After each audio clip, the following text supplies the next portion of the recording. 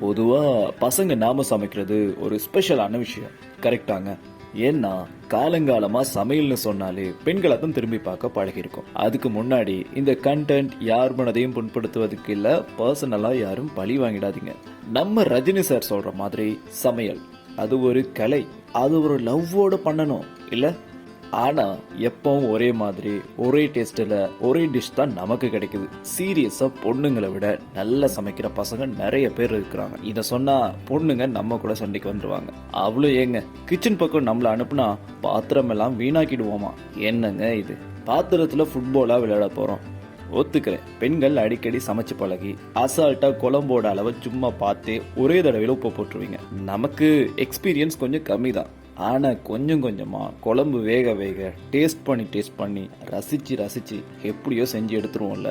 என்ன, வெந்து முடிக்க முன்னா பாதி குழம்ப சாப்பிட்டுருவோம், அவ்வளோதாங்க.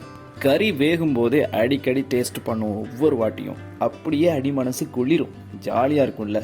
இதையோ சாதிச்ச வெறி. ஒரு வெளிப்படையான உண்மையை இப்ப நான் உடைக்க போறேங்க.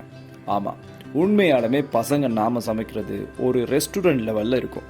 நீங்க நம்பலனாலும் அதான் நெசம். அவ்வளோ நல்லா சமைக்கிற எங்க கைகளை ஏங்க கட்டி போட்டிருக்கீங்கன்னு கேட்டா மொத்த சமையல் பொறுப்பையும் நம்ம தலையிலே கட்டுறீங்களே, நியாயமாங்க அது?